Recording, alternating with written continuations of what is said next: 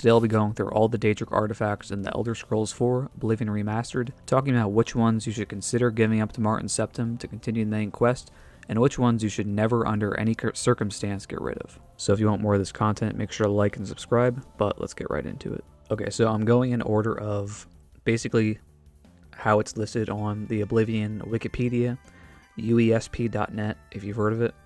And it starts with Azura's Star, which is level 2 required, and this is the item that, or the artifact rather, that it kind of leads you towards for the main quest, because you only have to be level 2 to do the quest. Which, by the way, this is a pretty difficult quest for level 2, I would argue, especially if you're new to the game.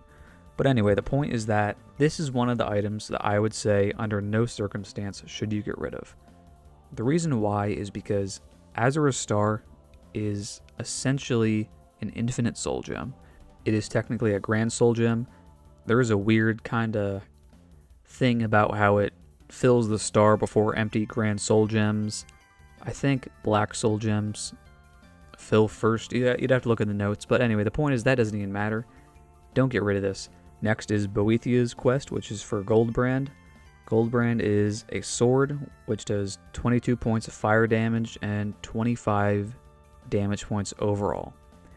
It's a one-handed katana, and this weapon is really good. When talking about just raw damage, it's the second most powerful one-handed weapon in the game, besides Umbra, but the fire enchantment makes it number 1 overall. So, I mean, obviously, again, if you're not doing Blade, or just magic, or just stealth archer, then getting rid of this won't hurt you. But when, you know, the Mace of Molag Ball exists, for example, which we'll get into later, I just don't see a reason to get rid of this because it's still just a really good weapon. Second best one-handed weapon in the game, and there's much worse Daedric artifacts than this. So again, it's based on your build, but I wouldn't get rid of this. Next is Clavicus Vial's quest with the Masque of Clavicus Vial with the possibility of Umbra. So just getting into this, basically, if you give up the Masque of Clavicus Vial after you acquire it, you can take it to his shrine and basically give that up to keep Umbra, or you can give up Umbra to keep the Masque of Clavicus Vial. As I said earlier, Umbra is the most powerful one-handed weapon in the game, or kind of, alluded to that. 28 raw damage, soul trap, and it's just extremely good. I would recommend just getting Umbra in the beginning of the game. The best method is to lure Umbra out to the Imperial City, watch her absolutely annihilate guards, but eventually the guards will kill her, and obviously you can help as well. Even in Adept, it's still insanely difficult early on, but yeah, it can be done. The Masque of Clavicus Vial itself, fortified 20 personality on self. I mean, can I just be honest? Who cares? Like, I think you have to be level 20 to get it. By the time you're level 20, you should have tens of thousands of gold. Just bribe people, Like, you don't have to play the game. You can just bribe people, and I'm pretty sure every single person is okay with being bribed. If not, you can look up a tutorial on how to do the personality game. For me, there's really no reason to even get this. If for some reason you get it, then I would say to give it up, because I don't think it's very useful. And that's really all there is to say. Okay, next is Hermaeus Mora's quest with the, sorry if I pronounce this wrong, Oghma Infinium, something like that. I mean, I've been playing this series for a long time, but it's still just, these names. Anyway, so what it does is it does plus 10 to 2 attributes, plus 10 to 3 skills. This is essentially the last Daedric artifact quest.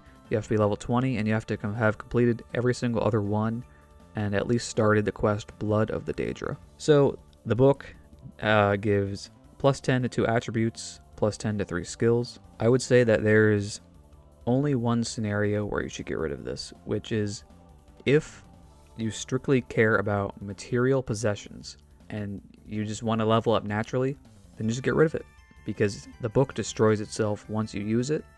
So if you just want to say, I want all of the material possessions besides Masque of Clavicus Vial or Umbra, then I would say get rid of this. Other than that, you can have, there's a few kind of notes to the whole thing, but you can increase some skills and attributes past the level 100, so that can increase your carrying capacity, other stuff like that.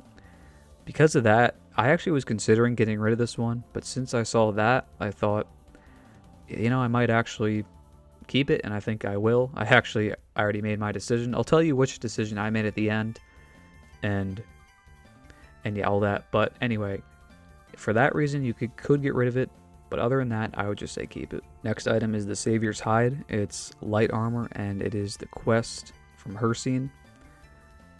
12 armor rating, and it resists magic at 25%. I am actually wearing this armor right now, and because I have a light armor build, I don't know how good this is compared to other light armors in the game, to be honest with you. But I just will say, if you're not doing light armor, just get rid of it. And if you are, just keep it, because you could get rid of something else. Resisting magic 25% is pretty good, so I would say it's not terrible. But if you're using heavy armor, you have literally no reason to keep it. Again, you could still get rid of other stuff. I mean, the good thing is you only have to get rid of one. It's not like you have to get rid of half, so I would say it's really, for me, this is just black and white. If you have a light armor build, keep. Heavy armor, get rid of. And that's really all there is to say. Next is the Volendrung from Malakath. This item is really interesting because it drains health for 5 points for 20 seconds, but the biggest thing is that it paralyzes people. For me, this is kind of like a gimmicky item because I'm not a blunt weapon build, and damage-wise, it's nothing like crazy. But for me, I just have so much fun with this weapon because if I just am in a bit of a dogfight and I'm not fighting like a skeleton or a ghost, something that doesn't have like a physical body, or that, well, I don't know. I don't know exactly the parameters. I was going to say like has a soul, but I guess a ghost has a soul. I don't know. But if it is like alive and it's not like a ghost or a skeleton, you can pretty much paralyze it for 3 seconds. They fall on the ground. Sometimes they glitch and shoot far away, which is pretty funny.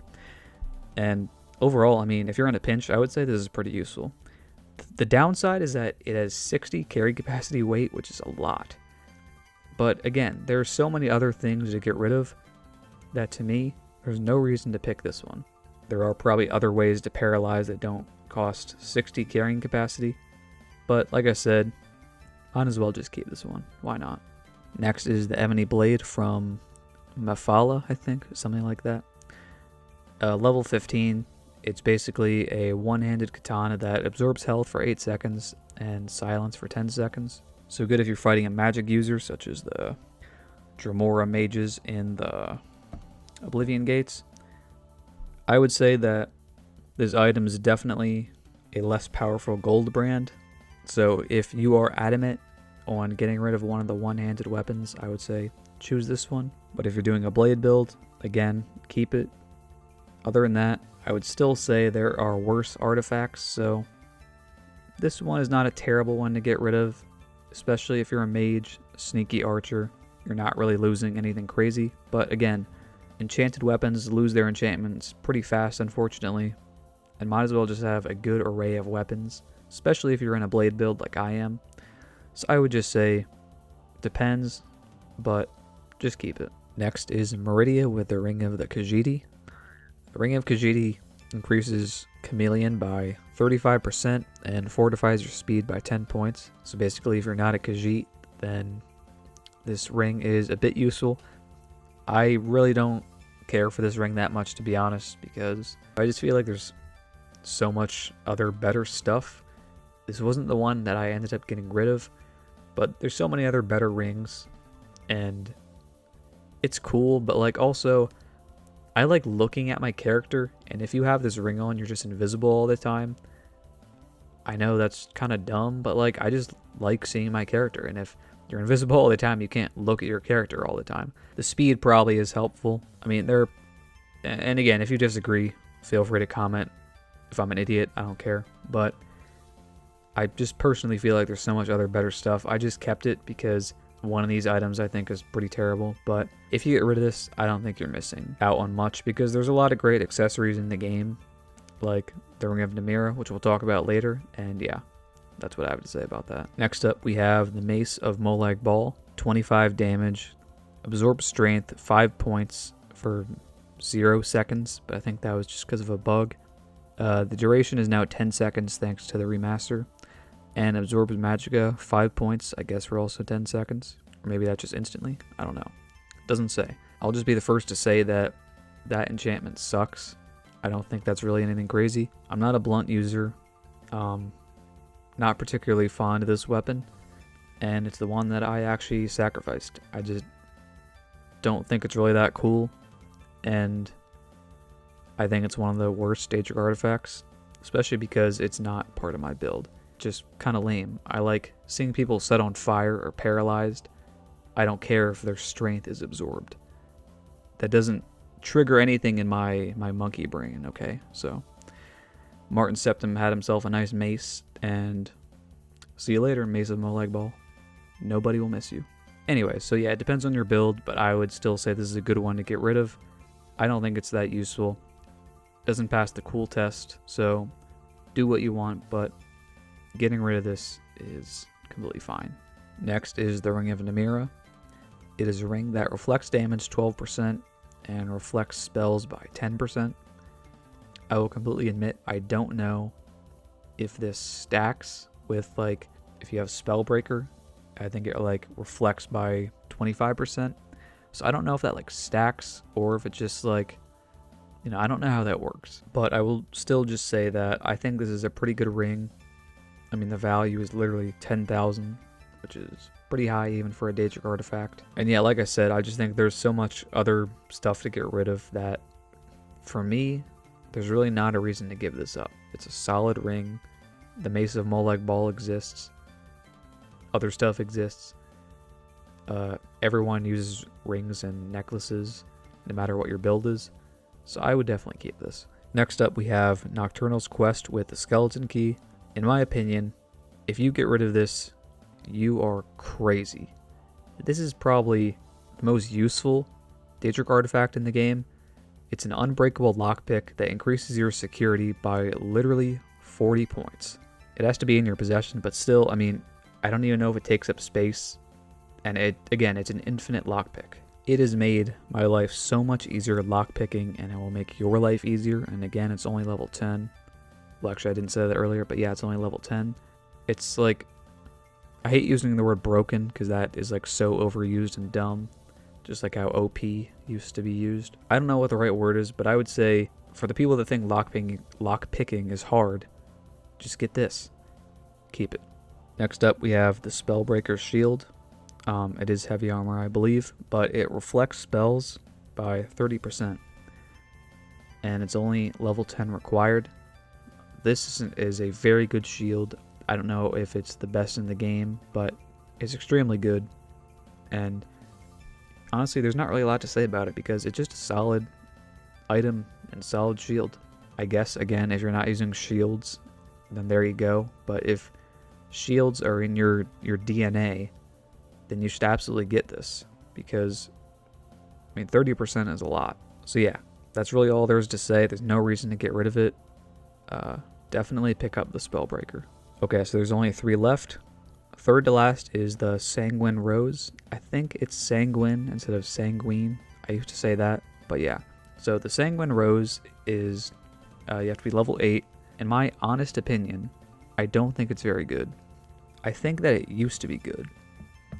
Because in Skyrim, it would summon a Dremora Lord, whatever you call it, for like 60 seconds. And that enemy was really good. Or that ally was really good. I don't know if everyone likes it. Some people, I think, don't think it's that good. But in Oblivion, I don't think it's good. Because I think it only lasts about 20 seconds, if the information is correct. It says on the Wikipedia, uses Sanguine Rose for 20 seconds, so I guess that's what that means.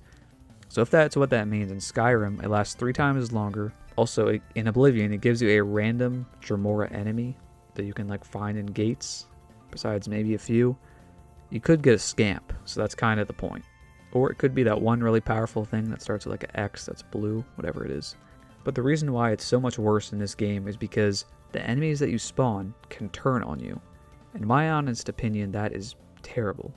I mean, if you stay far away, fine, but just summon a Flame Atronach. Like, I don't know. I don't think that it's just very useful. So if you get rid of this, I wouldn't blame you.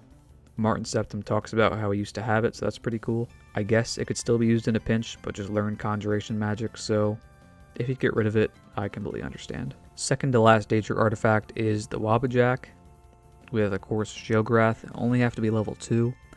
The quest to get this is really strange and funny, but that's Sheograth. Wabbajack applies a random effect to your enemy. I would just say, honestly, a lot of people might get rid of this, but I would just say keep it just because it's so unique and interesting.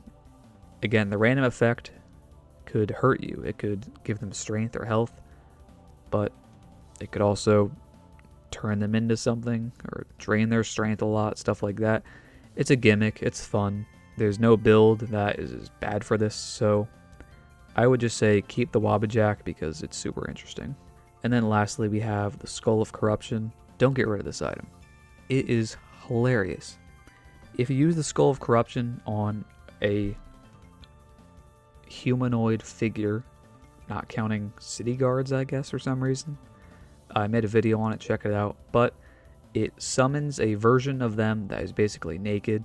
I mean, not actually naked, but as naked as you can get in this game. And summons with like their weapons. And it automatically fights the person. It's so funny to just use like in the Imperial City. Quick save before, do it. The NPC will just run away. And honestly, the Corrupted Clone has like a 50% chance of beating it. Even with no armor, I have seen the Corrupted Clone win like most of the time. And the best part is that the guards do not get mad at you because they don't perceive you as the person breaking the law. And actually, when the Corrupted Clone dies hypothetically, they actually target the NPC that you targeted. So they go after the innocent NPC rather than you.